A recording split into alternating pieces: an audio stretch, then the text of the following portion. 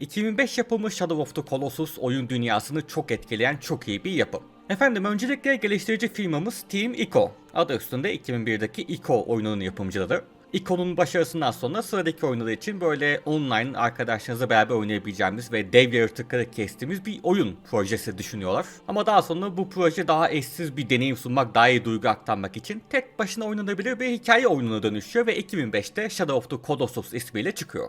Hikaye Wonder isminde genç birini anlatıyor. Bir lanet yüzünden aşkını kaybetmiş olan bu genç köyünden bir tane kılıç çalıp bir de ata binip kayıp toprakları aramaya başlıyor. Söylentiye göre bu topraklarda bulunan bir tapınakta Dormin isminde bir şeytan var ve bu şeytan ölüleri diriltme gücüne sahip. Genç adam oyunun başında bu tapınağı buluyor ve aşkı Mono'yu diriltmek istiyor. Ama Dormin de karşılığında bir şey istiyor. Tapınakta bulunan 16 heykeli yok etmesi lazım. Ve bu heykelleri yok etmek için de her heykelin karşılığı olan devi indirmesi gerek. Oyun bu şekilde başlıyor. Bir kılıcın bir atın var, kocaman bir dünyadasın ve oyun bundan ibaret sadece. Kılıcının çıkarttığı ışık seni gitmen gereken deve götürüyor. Ve oraya gittiğinde karşına kocaman duran bir yaratık var. Bu 2005 için çok özgün bir şey. Neden? Yani şu ana kadar boss savaşı dendiğinde insanın aklına gelen şey işte normal NPC'lerden farklı olarak daha büyük cam ballı, daha güçlü bulan şeyler. James Bond oyununda bir helikopter boss'u mesela. Yani normal NPC'den tek farkı çok daha fazla canı olması. Yine ateş ediyorsun ama bu sefer ilk önce onun vurmasını bekliyorsun. Onun mermisi bitince sen vuruyorsun falan. Sense of Time. Sen vur, rakip bloktasın. Rakip vursun, sen kaç, sonuna vur falan. Bosslar oyunlarda bu şekilde genelde. Yani tabii ki spesifik olarak başka örnekler vardır ama %90'ı bu şekilde. Shadow of Colossus'ta ama ilk boss'a geldiğinde oyunun böyle olmadığını anlıyorsun. O kocaman 250 metre bir yaratık, yani sen de 1.60 boyunda bir insansın abi, ne yapabilirsin? Başka bir oyun olsa o devin ayağını vurup o devi yere düşürüp falan indirmeyi deneyebilirsin ama bu oyunda hayır. Kılıcın o devin zırhına dokunamaz bile. İşte Shadow of Colossus'un farkı burada. Boss'ta da farklı bir bakış açısı kazandırıyor. Hepsi kocaman yaratıklar, evet, ama hepsinin zayıf da bir yönü var. Bir puzzle yani. Senin de amacın bu boss'u nasıl yeneceğini çözmek. Oyunun ilk boss'u tutorial görevi gördüğü için kolay bir dev. Yaratığın hemen bacağına tırmanıyorsun ve zayıf noktasını vurmaya başlıyorsun. Sonra çökezleyen devin sırtına çıkıyorsun. Bu arada arkadan epik bir müzik çalmaya başlıyor. Yaratık seni düşürmek için vücudunu sağa sola sallamaya başlıyor. Sen de bu arada R1 tuşuna iyice basıp dengeni sağlamaya çalışıyorsun. Vurmak için doğru zamanda bekliyorsun. En sonunda kafasına çıkıp son darbeyi indirdiğinde de devi öldürüyorsun. Ve bu deneyim farklı bir şey. Daha önce oyunlarda sıkça karşılaştığım bir şey değil. 2005 yılında tüplü televizyonda oyun oynanan bir dönemde kocaman bir yaratığın ayağıyla yeri vurup toprağa kaldırması, ekranı titretmesi ve sallandırması. Sizin de onu kesmeniz için üstünde dengenizi sağlamaya çalışırken vurmaya çalışmanız gerçekten eşsiz bir deneyim ve oyun sektöründe çok ilham alınan bir şey oluyor. Bugün oynadığımız Monster Hunter'lardan tutun Dark Souls'lara kadar birçok oyun Shadow of Colossus'un boss tasarımından etkilenmiş ve oyunlarında kullanmıştır. O yüzden Shadow of the Colossus oyun dünyasında yeri ayrı bir oyun. Ve bunu koca bir dünyada fizik motoru ile birlikte olduğunu düşünürsek, evet, bu oyun PlayStation 2'yi en çok zorlayan oyunlardan bir tanesi. Öyle ki oyunu gerçek konsolda PlayStation 2'de oynarsanız bazı boss savaşlarında oyun 15 FPS'e 10 FPS'e kadar düşebiliyor. Baya kötü bir performansı var. Emülasyon konusunda da bu oyun halen PlayStation 2 emülatörünü en çok zorlayan oyun. Halen güçlü sistemlerde bile oyun bazen 60 FPS'ten aşağı düşebiliyor. Ama tabii ki 15 FPS olmasından çok daha iyi tabii ki. Koca dünyası da bu arada tamamen yükleme ekransız. Örnek vermek gerekirse 2004'te çıkmış olan Monster Hunter oyunu çok daha küçük bir haritada geçmesine rağmen böyle 7-8 farklı yükleme ekranına bölünüyordu. Shadow of the Colossus bu dünyayı yükleme ekransız sunmayı başarmış ama teknik açıdan da baktığımızda o kadar da zor bir şey değil gibi görünüyor açıkçası. Çünkü dünyası bomboş bildiğin abi, yani şuna bak, bildiğin Ankara oğlum burası, hiçbir şey yok. Bildiğin bomboş tarlalar üzerindeyiz. Normalde insanlar farklı şeyler bekler dünyada ama Shadow of Colossus'un bir güzel tarafı da basit bir oyun olması. Bu oyunda tek bir amaç var abi. Boss kesmek. İlk boss'u kestik, ana tapınağa geri döndük, şimdi ikinci boss'u kesmeye gidiyoruz. Bitti, bu kadar. Hayır, oyunda herhangi bir yan içerik, yan görev, işte dünya üzerinde yapmam gereken herhangi bir şey, carcut falan filan hiçbir şey yok. Bazılarınız bunun kötü bir şey olduğunu düşünebilir. Der ki işte abi sıkıcı oyun ya, sadece boss kesiyoruz abi, oyunda başka hiçbir şey yok. Ben kesinlikle buna katılmıyorum. Bu oyunda herhangi bir yan içerik bu oyuna daha çok zarar verirdi bence. Hani Allah korusun işte Monster Hunter gibi her boss'tan önce grind yapalım, işte küçük yaratıkları keselim, level toplayalım, öyle boss'a girelim falan filan. Yok abi, kalsın böyle iyi gerçekten. Müzikler. Oyunun müzikleri tam anlamıyla mükemmel. Hem böyle rahatlatıcı müzik anlamında hem böyle gaza getirici aksiyon müzikleri konusunda üst seviye oyunlardan bir tanesi. Özellikle boss'un üstüne bindiğimizde çalan müzikler çok güzel. İkinci boss'a geçmeden önce eğer oyunu daha önce oynamadıysanız burada videoyu durdurun ve oyunu bitirip gelin. Oğlum oynamadığınız oyunları izlemeyin lan YouTuber'lardan falan filan. Gidin kendiniz deneyimleyin lan. Hem spoiler falan da olabilir bundan sonra. Birini oynarsanız aldığınız zevk azalır sadece. Bitirin gelin, bekliyorum hadi. İkinci boss'umuz bir gergedan boss'u. Yine puzzle'ını çözmemiz gerekiyor. Ayaklarındaki parlak noktayı fark edince odaya vuruyoruz. Sonra kafasına çıkıp direkt işini bitiriyoruz. Yine başlangıç için güzel bir boss. Üçüncü boss için şikayetçi kişiler varmış galiba. Üçüncü boss'a giriş yolunda bir atlama konusunda sıkıntı yaşayan arkadaşlar varmış. Ki tamamen haklılar. Oyunun en kötü şey performansı bir kenara bırakırsak en kötü ikinci şey de kesinlikle kontroller. Kontroller tam bir kanser. Karakteri düzgün yönetemiyorsunuz. İşte yukarı çık diyorsunuz zıplamıyor. Tut diyorsun tutmuyor. At kontrolleri zaten Allah'a emanet. Bir de kamera var tabii ki. Kamerada çoğu yerde bayağı bir sapıtıyor. Bunlar oyunun çok büyük eksileri gerçekten. Neyse üçüncü boss yine basit bir boss. Boss'un kılıcını bir noktaya vurdurduktan sonra kolay bir şekilde kılıcı üstüne çıkıp boss'u indiriyorsunuz. Dördüncü boss yani şu ana kadar ilk 3 boss'u kolay bir şekilde anlayıp çözüp kesebilirsiniz. Ama dördüncü boss'a gelince insan bir şey oluyor. Oğlum şimdi ne yapacağız lan? Bunu nasıl keseceğiz biz? Bacakları çok uzun bir yaratık var karşımızda ve tırmanamıyorsun, işte vuramıyorsun. Bunu nasıl kesebiliriz ki? Evet, oyundaki bazı bossların kesme yolunun çözümünü bulmak birazcık zor. Hatta oyunun sonlarındaki bosslar yani bildiğin imkansız bence. Açıp YouTube'dan bakacaksınız. Dördüncü boss da bunun başlangıç noktası sayılabilir. Pek anlamıyorsun ne yapman gerektiğini. Bir tünele gidip boss'u oraya çekip sonra başka bir tünelden çıkıp sonra boss'un arkasına geçip eğilmesini beklemen gerekiyormuş. Bunu yaptığında ama indirmesi 30 saniye sürüyor. Beşinci boss yine oyunun güzel bosslarından bir tanesi. Tek yapman gereken şey boss'un kanadını atlamak ve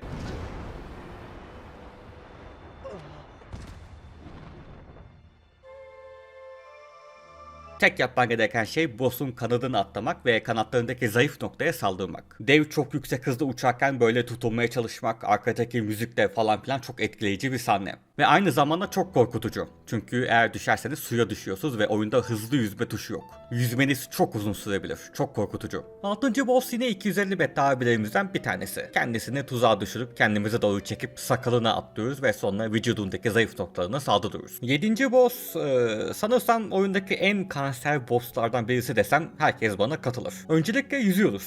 Öncelikle yüzüyoruz, evet, bunu bir cebe atalım. Bu boss sürekli suyun altında olan bir yılan balığı. Yılan balığı işte denizden çıkınca onu tutunacağız. Denizden çıktığında yine yürüyüp onu vurmaya devam edeceğiz. Bir de elinde sonunda suyun çok derinine giriyor, bir yerde bırakmak zorunda kalıp tekrar tutulmaya çalışıyorsun falan filan. Bayağı stres dolu kanser bir boss. 9 yine çevreden yardım almamız gereken bir boss. Geyser'in üstüne getirmemiz gerekiyor boss'u. Getirince de hemen dikkatlice sırtına tırmanmamız gerek. Ama bayağı bir dikkatlice. Burası sırtı oluyor değil mi? Böyle bir atladım o zaman. Allah, ananı. Aa. Bir tane daha mı? Bir tane daha mı? 10. boss yine bambaşka bir tasarım. Bu sefer bu boss'ta atımızı bayağı bir kullanmamız gerekiyor. Atımızı sürüp boss'tan kaçarken arkamıza dönüp okla boss'un gözüne vurup duvara çarptırmamız gerekiyor. Duvara çarpınca da kalan işi hallediyoruz. Oyunun en zevkli boss'larından bir tanesi. 11. Bu arada fark etmediyseniz karakterimiz değişiyor. İlk başlarda oyunun başında kahverengi saçlarımız varken bu saçın yavaş yavaş siyahladığını görüyoruz. Bu da oyunda güzel bir detay. Her kestiğimiz boss'tan sonra karakterimiz birazcık daha insan olmaktan çıkıyor. Aynı şekilde hayata dönmesini istediğimiz kız da daha çok beyazlaşıyor. Ve böyle küçük şeyler de oyunu daha güzel kılıyor tabii ki. Hayır, atın taşakları büzüşmüyor belki ama eğer kaplumbağaya çarparsanız karakter takılıyor ve kaplumbağa da kabuğuna geri çekiliyor. Neyse, 11. boss. Okey, bir boğa boss'umuz var. Gelme.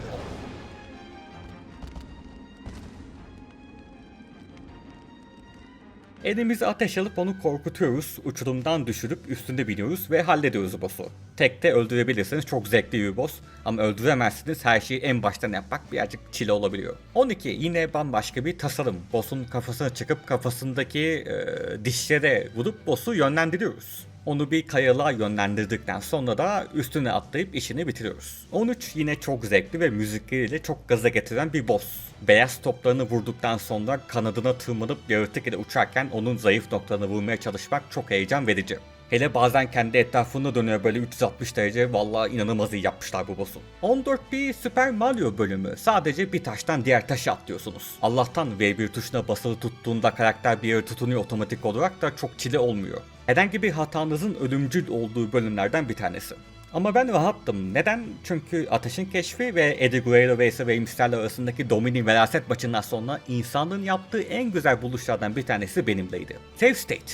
Bir hata yapsam bile tek tuşla hatamdan öncesine geri dönebiliyordum. Bu da 2000'lerde çıkmış birçok oyun için ilaç gibi bir şey gerçekten. Mesela normalde oyunda ölürseniz aslında ta en başa, tapınağa kadar geri dönüyorsunuz. Eğer oyunu bu şekilde oynamış olsaydım yani belki de şu videoda çok farklı şeyler söyleyebilirdim.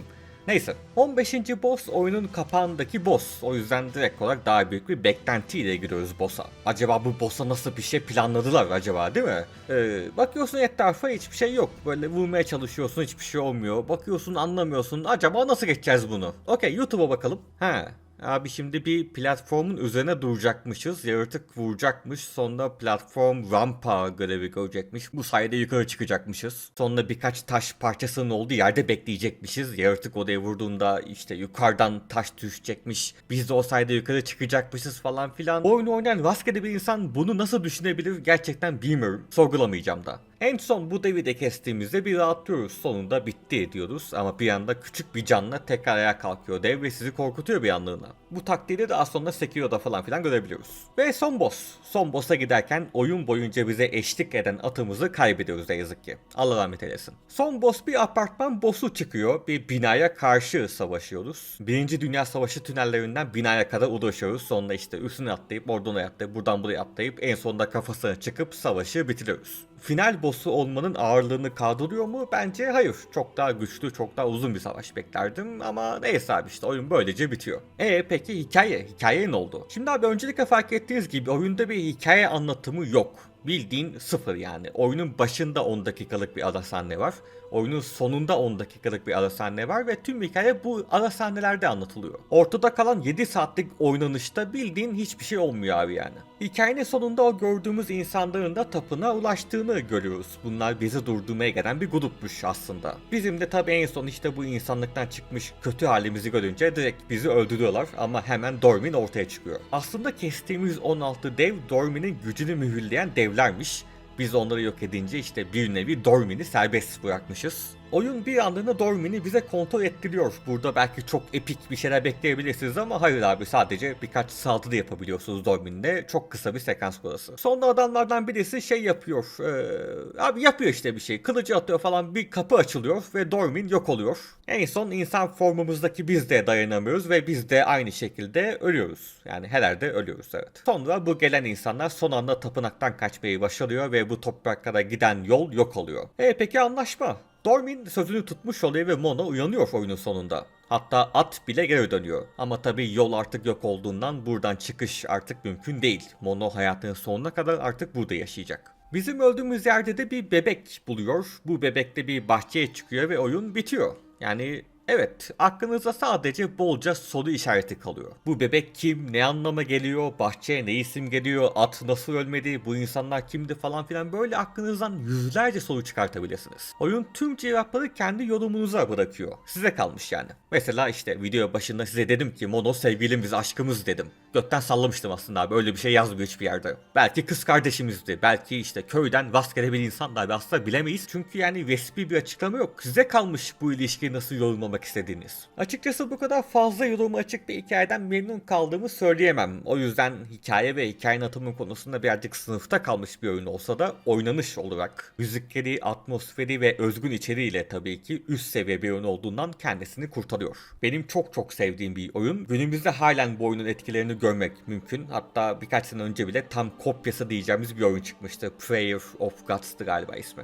Peki Shadow of the Colossus'un devamında yapımcı şirkete ne oldu? Team Ico'dan başka bir oyun göremedik senelerce. PlayStation 3 jenerasyonunda hiçbir oyun yapamadılar. Aslında 2009'da Last Guardian diye bir oyun duyurdular PlayStation 3'e ama bu oyun asla çıkamadı. Sonra 2011 yılında Team Ico resmi olarak kapandı. Şirketin başındaki isim Fumito Ueda ve ekipten birçok isim Gen Design isminde yeni bir şirket kurdu. Ama Sony ile olan anlaşma gereği bu yeni stüdyo altında bile The Last Guardian'ın geliştirilmesine devam ettiler. Ve oyun 2013 2016'da anca PlayStation 4 jenerasyonunda çıkabildi. 2005'ten 2016'ya abi 11 senede sadece bir tane oyun yapabildiler. Sonra 2016'dan beri bu adamlardan başka bir haber yoktu ki ta ki 2024'teki Game Awards'a kadar. Geçen seneki Game Awards'ta Project Robot adında yeni bir oyun duyurdular. Oyunun ismi bile henüz belli değil. Sadece bir tane ekran görüntüsünü paylaşabildiler.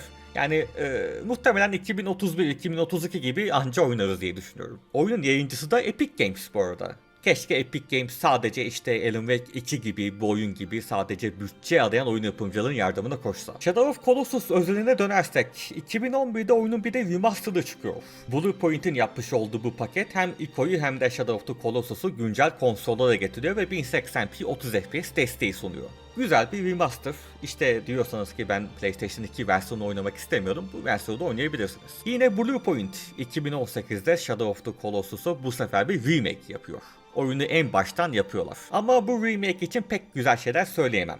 Neden? Şimdi grafikler çok güzel, oyun çok hoş gözüküyor ama oyunun kendisi halen 2005 kokuyor. Kontrolleri falan modernleştirmişler sözde ama oyunun kendisi aynı abi, oyunun kendisi bildiğin 2005. Bu da şöyle bir sorunu ortaya çıkartıyor. Oyun sektöründen uzak, böyle sadece FIFA oynayan, sadece Call of Duty oynayan, yılda 4-5 tane oyun oynayan bir adam düşünün. Bu adam sağdan soldan Shadow of the Colossus'u duymuş, işte şöyle efsane, böyle güzel oyun falan filan diye. İndiriyor, oyuna gidiyor, 20 dakika oynuyor, diyor ki abi bu ne? Abi bu nasıl oyun abi? Oyun çok hantal, kontroller zor, sadece bossları tırmanıyoruz, kesiyoruz falan. Bu oyunu bu kadar güzel yapan şey ne diyor? Bunu demesi de normal bir şey çünkü abi aradan 13 sene geçti lan. Shadow of the Colossus 2005 için çok çok iyi bir oyun ama 2018'de hiçbir albenisi yok tabii ki artık. Yeni oyunculara direkt buradan hitap etmiyor. Eski olan ben de beğenmiyordum. Bence bu oyunun remake'i böyle yapılmamalıydı. Abi şimdi 2005'te çıkan oyun birçok teknik limitasyondan o dönemki birçok şey silinerek çıkıyor.